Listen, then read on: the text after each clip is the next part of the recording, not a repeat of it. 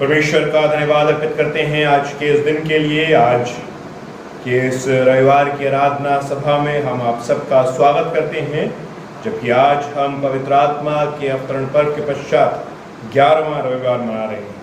आइए इससे पूर्व हम अपनी आराधना को शुरू करें। अपने सरों को झुकाएंगे, प्रार्थना।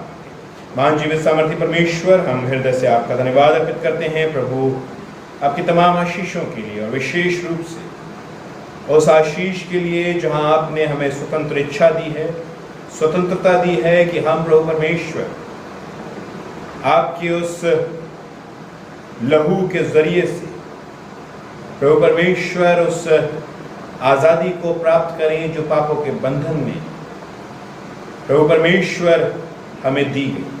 और प्रभु विशेष रूप से इस आज़ादी के बाद भी प्रभु आपने हमें स्वतंत्र इच्छा दी है कि हम अपने लिए चुन सकें और देख सकें कि हमारे लिए क्या करना आवश्यक। प्रार्थना करते हैं प्रभु परमेश्वर कि जब आज हम प्रभु परमेश्वर अपने आज़ादी के विषय में प्रभु सोचते समझते और अपने इस आराधना में वचन के मनन चिंतन, गीतों के गाने और उन सब बातों के जरिए से प्रभु इस शिक्षा को ग्रहण करते उन्हें पाए। प्रभु हमारा गीतों का गाया जाना, वचन का पढ़ा जाना, वचन का सुना जाना प्रभु आपको ग्रहण योग्य, और प्रभु आप में हम प्रभु इस इबादत के जरिए से आशीष प्राप्त करने वाले। सारा आदर महिमा आपको देते हैं। हर एक परिवार को, कलीसियाई प्रभु परमेश्वर एक एक व्यक्ति को आपके हाथों में देते हैं, मांगते हुए विश्व क्रीस्त के नाम से, आमीन। आइए हम परमेश्वर की हमद सिताइश में मिलकर गीत गाएंगे। जय देने वाले प्रभु यीशु को कोटि कोटि धन्यवाद।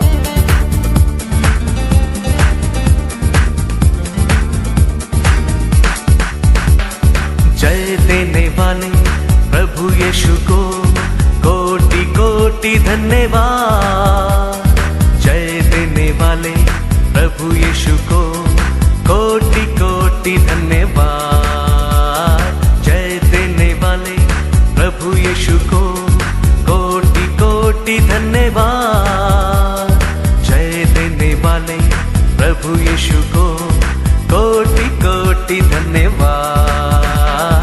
जय देने वाले प्रभु यीशु को कोटि कोटि धन्यवाद। जय देने वाले प्रभु यीशु को कोटि कोटि धन्यवाद।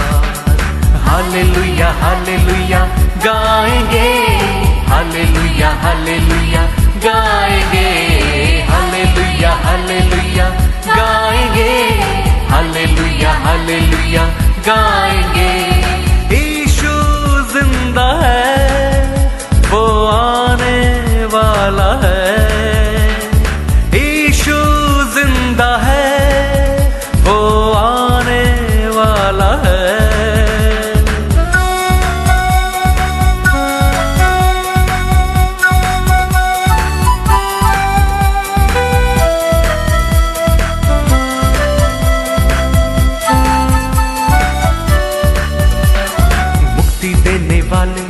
प्रभु यीशु को कोटि कोटि धन्यवाद। शांति देने वाले प्रभु यीशु को कोटि कोटि धन्यवाद। मुक्ति देने वाले प्रभु यीशु को कोटि कोटि धन्यवाद। शांति देने वाले प्रभु यीशु को कोटि कोटि धन्यवाद। हालेलुया हालेलुया गाएंगे, हालेलुया हालेलुया गाएंगे, हालेलुया हालेलुया गाएंगे, हालेलुया हालेलुया गाएंगे। यीशु जिंदा है, वो आने वाला है। यीशु जिंदा है, वो आने वाला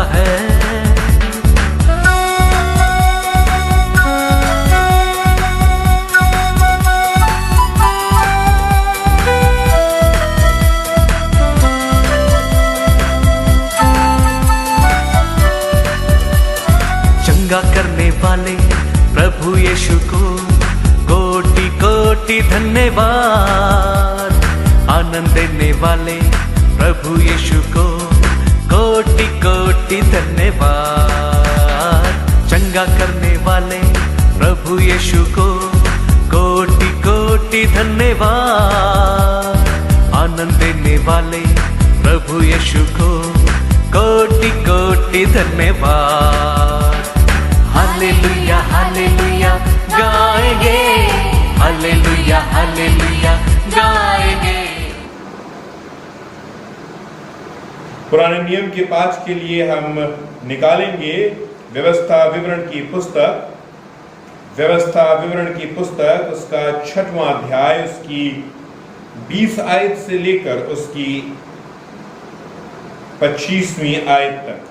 व्यवस्था विवरण की पुस्तक उसका 6वां अध्याय, उसकी 20 आयत से लेकर उसकी 25वीं आयत तक। यहाँ परमेश्वर का वचन इस प्रकार कहता है, फिर आगे को जब तेरा लड़का तुझसे पूछे ये चेतावनियां और विधि और नियम जिनके मानने की आज्ञा हमारे परमेश्वर यहोवा ने तुमको दी है, इनका प्रयोजन क्या है, तब अपने लड़के से कहना, जब हम मिस्र में फिरौन के दास थे, तब यहोवा बलवंत हाथ से हमको मिस्र में से निकाल ले आया, और यहोवा ने हमारे देखते मिस्र में फिरौन और उसके सारे घराने को दुख देने वाले बड़े बड़े चिन्ह और चमत्कार किए, और हमको वो यहाँ से निकाल लाया, इसलिए कि हमें इस देश में पहुंचाकर जिसके विषय में उसने हमारे पूर्वजों से शपथ खाई थी,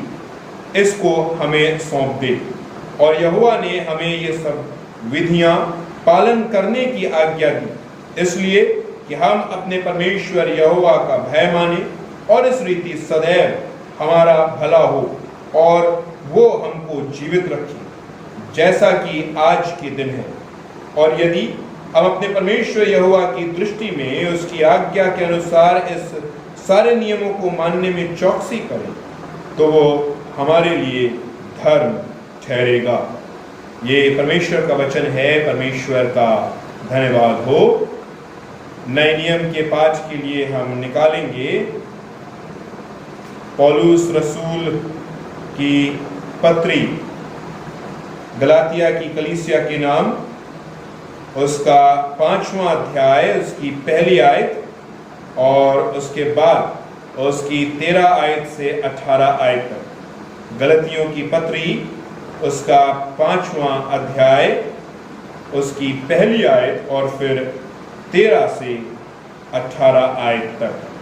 यहाँ परमेश्वर का वचन इस प्रकार कहता है, मसीह ने स्वतंत्रता के लिए हमें स्वतंत्र किया है, अतः इसी में स्थिर रहो और दासत्व के जुए में फिर से ना जुतो।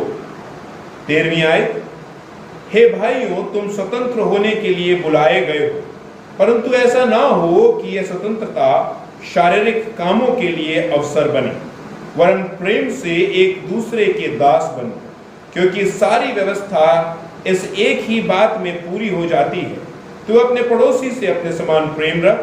पर यदि तुम एक दूसरे को दांत से काटते और फाड़ खाते हो, तो चौकसी रखो कि एक दूसरे का सत्यानाश ना कर दो। पर मैं कहता हूं, आत्मा के अनुसार चलो, तो तुम शरीर की लालसा किसी रीति से पूरी ना करोगे, क्योंकि शरीर आत्मा के विरोध में और आत्मा शरीर के विरोध में लालसा करता है, और ये एक दूसरे के विरोधी हैं, इसलिए कि जो तुम करना चाहते हो वो ना करने पाओ। और यदि तुम आत्मा में चलाए चलते हो तो व्यवस्था के अधीन ना रहे। यह परमेश्वर का वचन है, परमेश्वर का धन्यवाद हो। आइए इससे पूर्व कि हम परमेश्वर के वाणी को सुने, परमेश्वर के वचन पर मनन चिंतन करें, ये समय होगा कि हम परमेश्वर की स्तुति और आराधना करेंगे। धन्यवाद देंगे अपने उस सृष्टिकर्ता को जिसने हमारी सृष्टि की, और उसके बाद परमेश्वर को धन्यवाद देंगे अपनी उस आज़ादी के लिए जो उसने हमें अपने लहू में होकर दी है। पवित्र परमेश्वर, पवित्र परमेश्वर।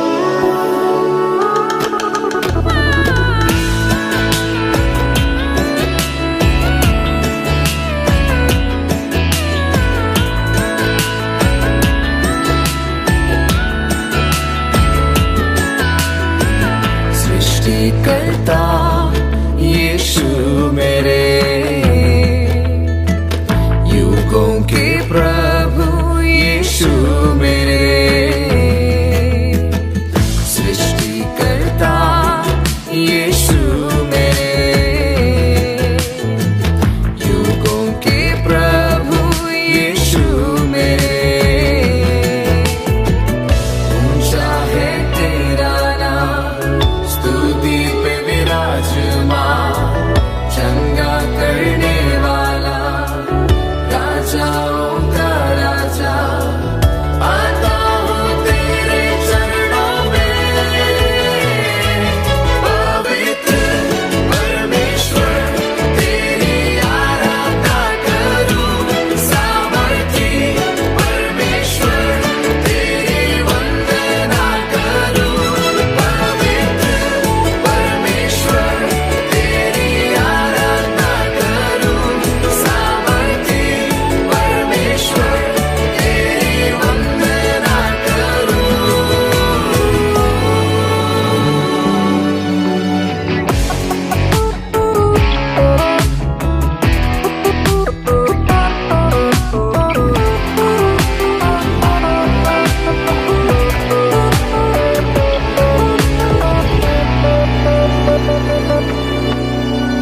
मेरा तो दृढ़ गढ़ शरण स्थान, मेरा तू आसरा मेरी चट्टान, मेरा तो दृढ़ गढ़ शरण स्थान, मेरा तो आसरा मेरी चट्टान।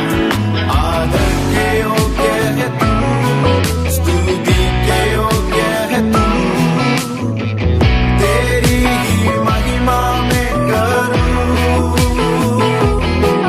आदर के योग्य है तू, स्तुति के योग्य है तू, तेरी ही महिमा में करूं।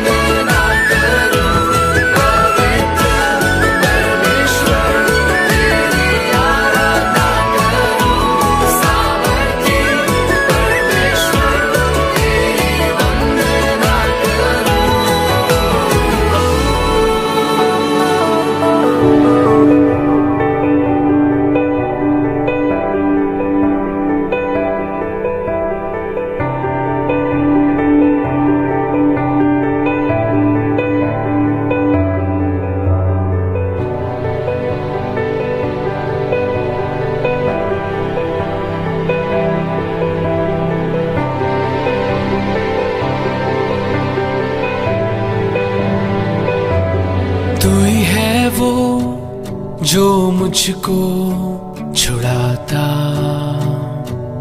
तू ही है वो जो मुझको संभालता।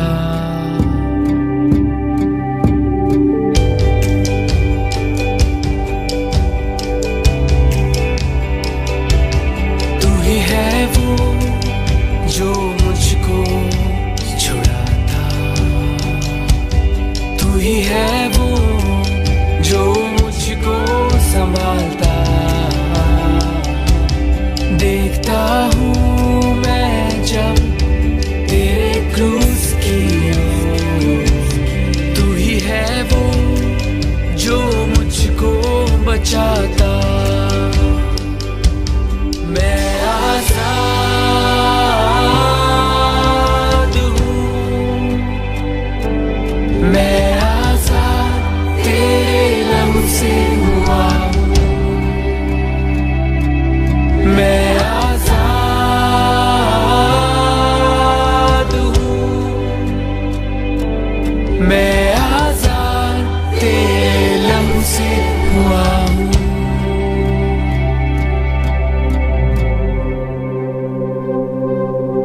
तू ही है वो जो मुझको उठाता। तू ही है वो जो मुझको चलाता।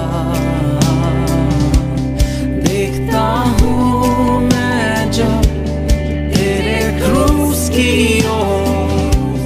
तू ही है वो जो मुझको दौड़ाता। मैं आजाद हूँ। मैं आजाद तेरे लहू से हुआ हूँ। मैं आजाद हूँ। मैं आजाद तेरे लहू से हुआ हूँ।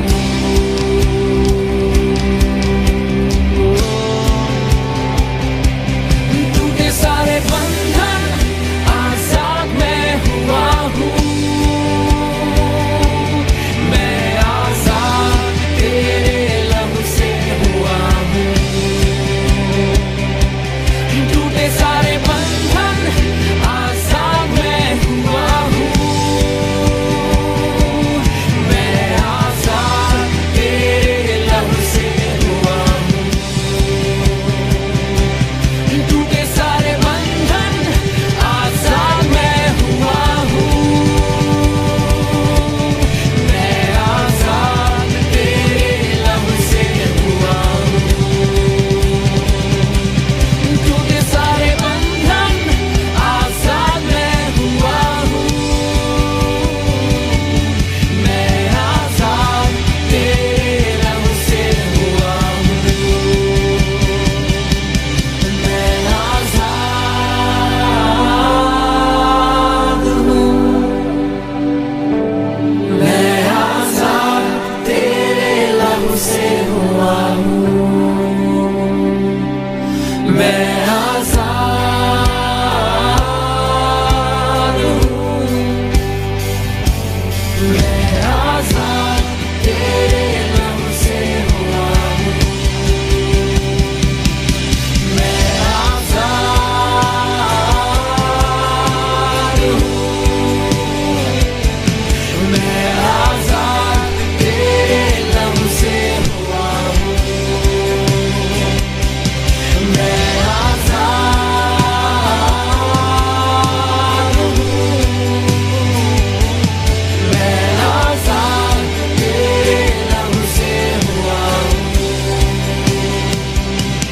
मैं आजाद तेरे लहू से हुआ हूँ। मैं आजाद महान सामर्थ्य परमेश्वर, हम हृदय से आपका धन्यवाद अर्पित करते हैं, जबकि प्रभु परमेश्वर आप सच में हमें आजादी देने वाले ईश्वर हैं। प्रभु आज हम गर्व से इस बात को कह सकते हैं, मैं आजाद हूं, प्रभु के लहू से मैं आजाद हूं।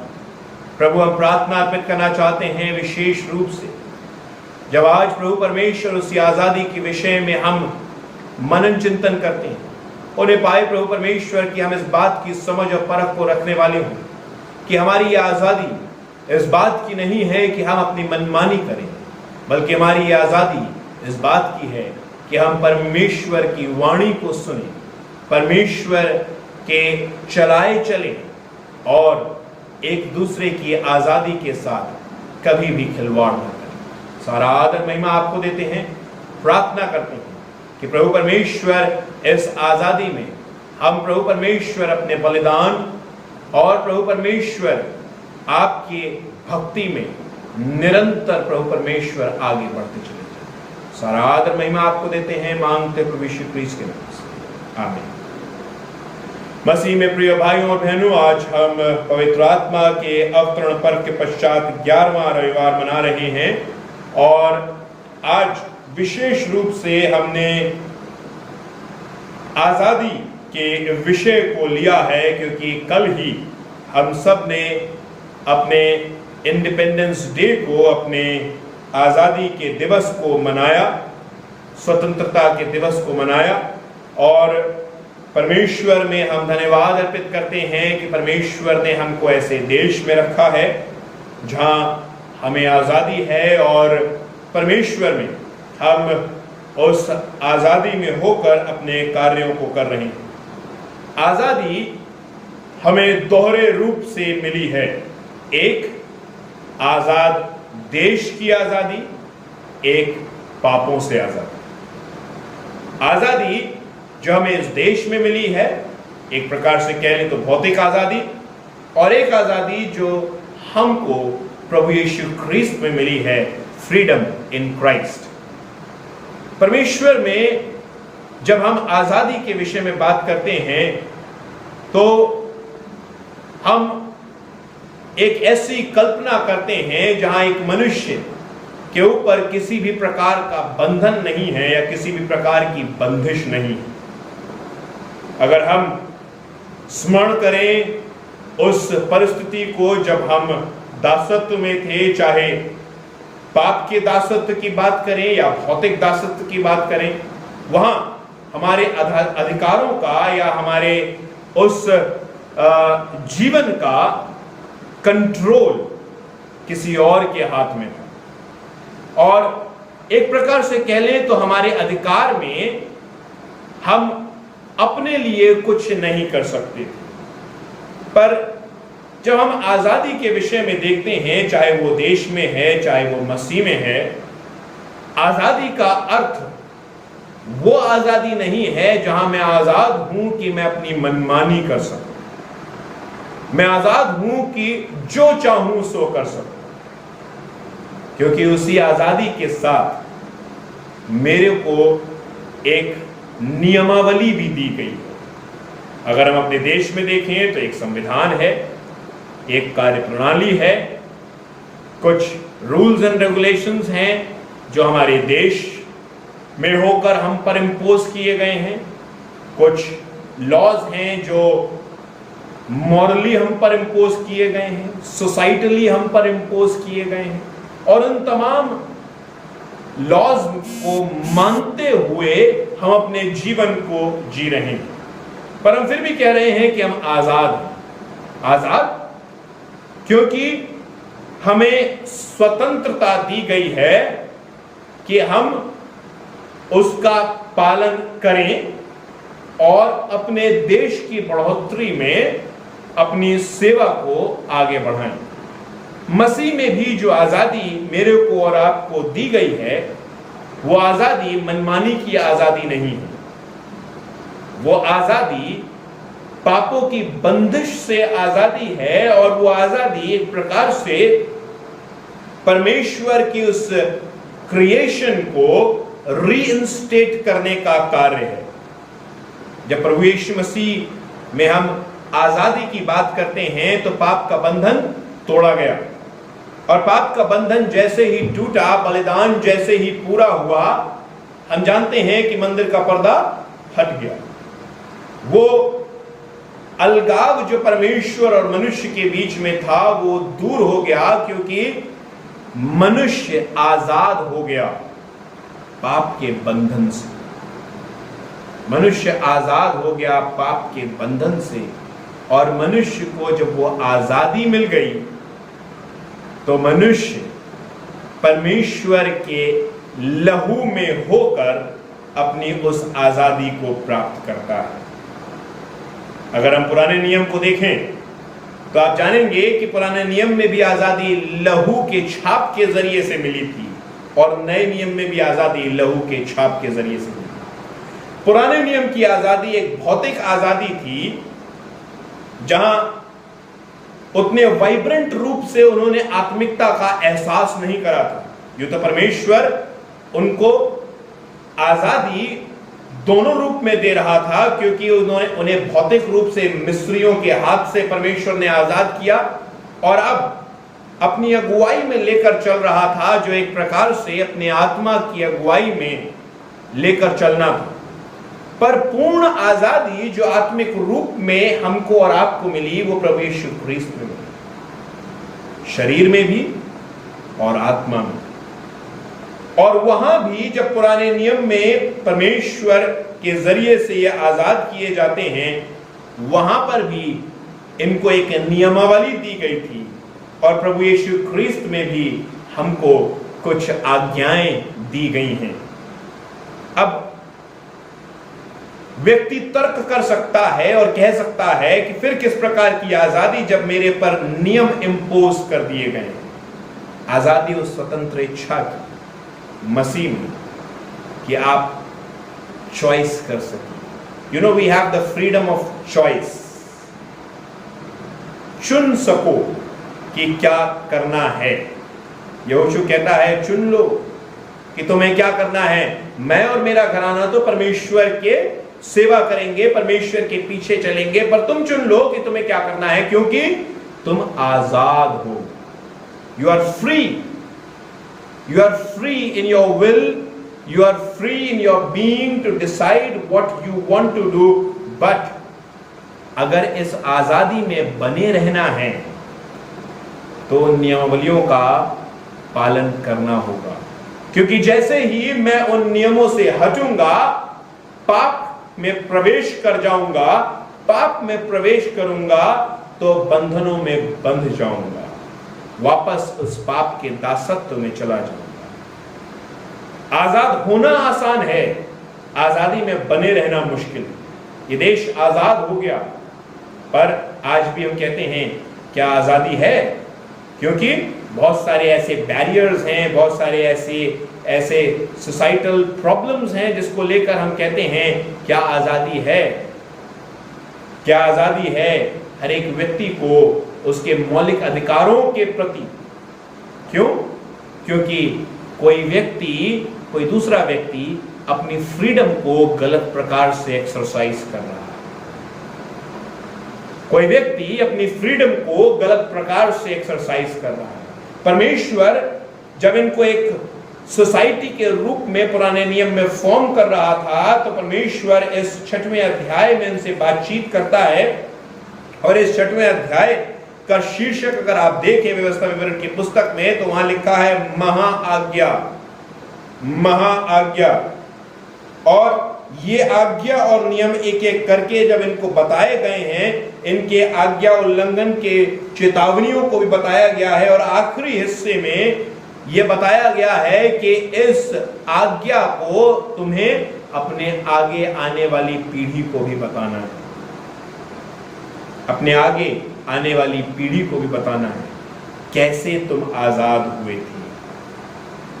हम विश्वास को पीढ़ी दर पीढ़ी आगे बढ़ाते हैं, बताते हैं कि कैसे मसीह में हम आजाद हुए हैं, और उनको भी मसीह के लहू पर विश्वास करके अपनी आजादी को, जो पाप के विरुद्ध आजादी है, उसको हासिल करना है। परमेश्वर में जब परमेश्वर व्यवस्था विवरण की पुस्तक में इन लोगों से बातचीत कर रहा है, तो वो कह रहा है कि तुम्हें इस बात को अपने आने वाली जनरेशन को बताना है कि तुमको किस प्रकार से परमेश्वर निकाल कर लाया है। 23वीं आयत अगर आप पढ़ें तो वहां लिखा है, और हमको वो वहां से निकाल लाया इसलिए कि हमें इस देश में पहुंचा कर, जिसके विषय में उसने हमारे पूर्वजों से शपथ खाई थी, हमें इसे सौंप दे।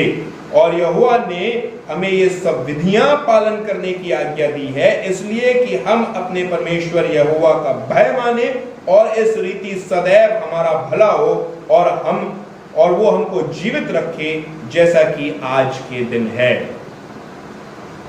इस आजादी में अगर बने रहना है तो नियमों का, विधियों का पालन करना बहुत आवश्यक है। कई बार मैं और आप इस बात को भूल जाते हैं, कई बार मैं और आप इस बात की अवहेलना कर देते हैं और अनाज्ञाकारिता में विधियों को तोड़ते हुए हम पाप कर बैठते हैं। परमेश्वर में मेरे को और आपको अजीजों आजादी है, पर इस आजादी में एक कंडीशन है कि अगर आजाद बने रहना है तो विधियों का, नियमों का पालन करना बहुत आवश्यक है। पौलुस भी कुछ इसी बात को बोलते हैं, जहां पौलुस गलतियों की पत्री में कह रहे हैं कि तुम स्वतंत्र हो, पर स्वतंत्रता को सुरक्षित रखना बहुत आवश्यक है। इस स्वतंत्रता को सुरक्षित तभी रखा जा सकता है जब तुम्हारा एक कंटिन्यूड कनेक्शन परमेश्वर के साथ हो और तुम आत्मा के चलाए चल रहे हो। आत्मा के चलाए चल रहे हो। वो कह रहा है मसीह ने स्वतंत्रता के लिए हमें स्वतंत्र किया है, अतः इसमें स्थिर रहो और दासत्व के जुए में फिर ना जुटो। मनुष्य का यह स्वभाव है कि वो पाप की ओर अग्रसर रहता है। हम पाप से अछूते नहीं रह सकते। कुछ समय तो हम दूर रह लेते हैं, पर फिर हम पाप में प्रवेश कर जाते हैं। कलीसियाई रूप से मेरे को और आपको अपने आप को जांचना है, देखना है, परखना है।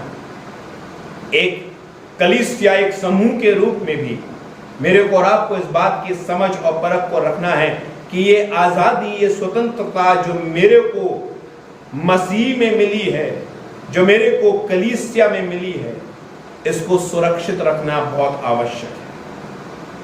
वापस से दासत्व के जुए में जुटना हमारे लिए बहुत कठिन हो जाएगा, क्योंकि हमें प्रभु यीशु ख्रीस्त में आजादी मिल चुकी है और हम उस व्यक्ति की नाई होंगे जो एक आजाद देश में भी या एक आजाद स्थिति में भी बंदिशों में बंधा हुआ पड़ा है।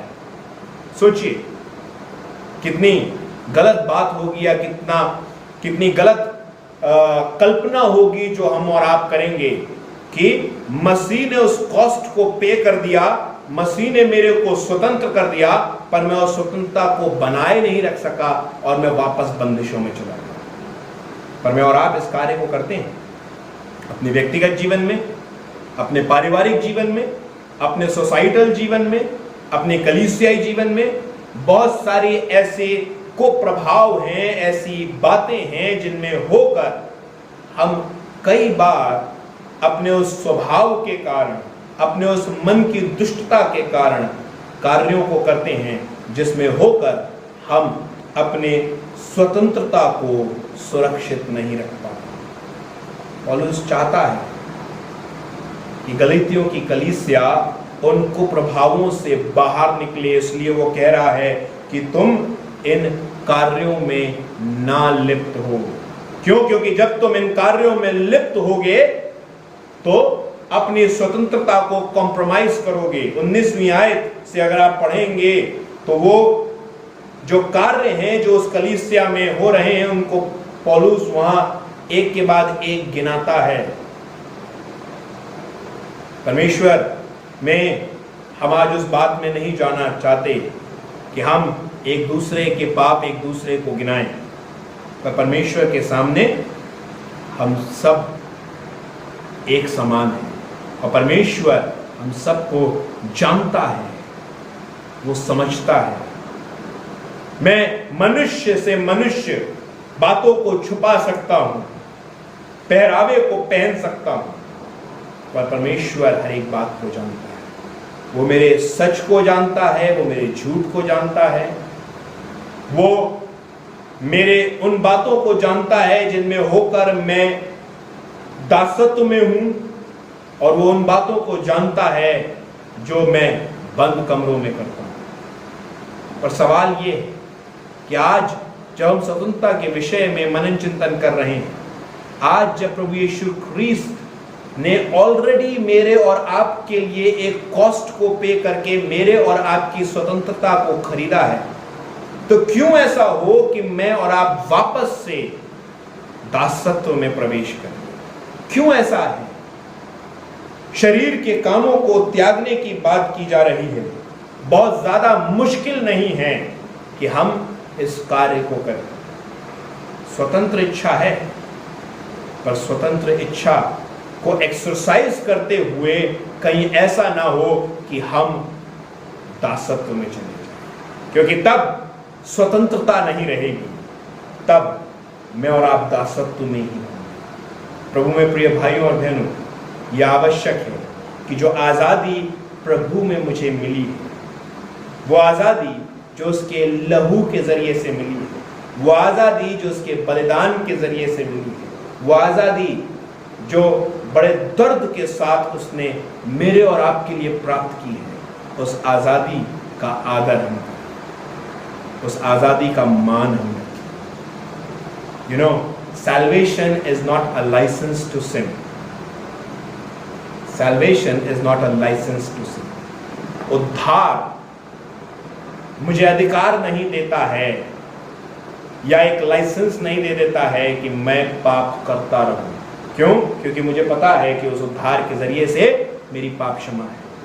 प्रभु चाहता है कि हम अपने उन कुकर्मों से, उनको प्रभावों से, उन बातों से जिनमें हम शायद अपने व्यक्तिगत जीवन में, अपने पारिवारिक जीवन में, अपने कलीसियाई जीवन में निरंतर उन बातों को करते आए हैं, आज जरूरत है कि हम उन सब बंधनों से कलीसिया को आज़ाद करें, परिवारों को आज़ाद करें, खुद अपने व्यक्तिगत जीवन को आज़ाद करें और पूर्ण आज़ादी प्रभु यीशु ख्रीस्त में एहसास करते हुए उस आज़ादी में निरंतर आत्मिक कार्यों में आगे बढ़ते चले जाएं। कलीसिया को खूबसूरत बनाते हैं, क्योंकि कलीसिया को बंधन में बांधना अच्छा नहीं, कलीसिया को बंधन में बांधना अच्छा नहीं। परमेश्वर करें कि हम इन बातों का स्मरण करते हुए, इन बातों का ध्यान करते हुए अपनी उस स्वतंत्रता को निरंतर सुरक्षित रखें और उस स्वतंत्रता में प्रभु यीशु ख्रीस्त की कलीसिया के लिए निरंतर अपनी सेवकाई को आगे बढ़ाते रहें। आइए अपने सरों को झुकाएंगे। प्रार्थना। महान जीवित सामर्थी परमेश्वर, हम हृदय से आपका धन्यवाद अर्पित करते हैं, कलीसिया को आपके हाथों में देते हैं। प्रभु जानते हैं कि हर एक भेड़ एक सी नहीं है, और प्रभु परमेश्वर कई बार कई परिस्थितियों में हमने अपने व्यक्तिगत जीवन में, हमने अपने पारिवारिक जीवन में, हमने अपनी कलीसियाई जीवन में ऐसे कार्यों को किया है जिनमें होकर प्रभु परमेश्वर हम पाप में गिरे हैं। प्रभु प्रार्थना अर्पित करना चाहते हैं कि आज जब हमने आपकी आज़ादी के विषय में सुना है, होने पाए प्रभु इस आज़ादी को हम सुरक्षित रख सकें, और इसको सुरक्षित सिर्फ तभी रख पाएंगे जब हम प्रभु यीशु ख्रीस्त की आज्ञाओं का पालन करेंगे, आत्मा में बने रहेंगे, शरीर के कामों को त्यागेंगे और आत्मा के कामों को करेंगे। प्रभु प्रार्थना करते हैं कि आप अपनी कलीसिया पर अपने अनुग्रह की दृष्टि करें, एक एक परिवार को आपके हाथों में दें प्रभु। हर एक परिवार हर एक प्रकार के कुप्रभावों से, उन बातों से जो प्रभु किसी भी प्रकार से शैतानी बंधनों को उनके ऊपर बांधती हैं, उससे वो आज़ाद किए जाए, प्रभु यीशु ख्रीस्त के नाम से आज़ाद किए जाए। हर एक व्यक्ति विशेष जो किन्हीं पाप के बंधनों में बंधा हुआ है प्रभु आजाद किया जाए। प्रार्थना करते हैं कलीसिया के लिए। प्रभु बहुत सारे ऐसे बंधन हैं जिनमें होकर हमने कलीसिया को भी बांध के रखा हुआ है। कलीसिया में भी बहुत सारे ऐसी बातों को हम निरंतर करते हैं जिनमें होकर प्रभु हम कलीसियाई शांति को, कलीसियाई एकता को, प्रभु परमेश्वर हम कई बार कॉम्प्रोमाइज करते हैं। कई बार प्रभु हम कलीसिया में रहकर कलीसिया के विरोध में कार्य करते हैं। प्रभु प्रार्थना करते हैं कि हम इस कलीसिया को भी तमाम कुप्रभावों से, तमाम उन बंधनों से आजाद कर सकें। और ये किसी एक व्यक्ति का इनिशिएटिव ना हो, बल्कि प्रभु परमेश्वर हम सबका, ताकि प्रभु परमेश्वर वो आज़ादी जो हमें प्रभु यीशु ख्रीस्त में मिली है, प्रभु उस आज़ादी में हम आज़ादी से अपनी सेवा को आप में पूरा करें। सारा आदर महिमा आपको देते हैं, हर एक परिवार को आपके हाथ में मांगते प्रभु यीशु ख्रीस्त के नाम से, आमीन। आए हमारे बाप जो आसमान पर है, तेरा नाम पाक माना जाए, तेरी बादशाहत आए, तेरी मर्जी से आसमान पर होती है जमीन पर। हमारे रोज की आज हम बख्शते, जिसे स्वर्ग को माफ करते हैं, तो हमारे कसूरों को माफ कर, हमें आजमाइश न पड़ने दे बल्कि बुराई से बचा, क्योंकि बादशाहत जलाल हमेशा तेरे है, आमीन। हमारे खुदा यीशु मसीह का फजल, खुदा बाप की मोहब्बत और रूह पाक की रिफाकत शराकत हमें से प्रत्येक के साथ, तमाम विश्वासियों के साथ, विशेष रूप से कलीसिया के साथ अब से लेकर हमेशा तक, आमीन। सबको जय मसीह की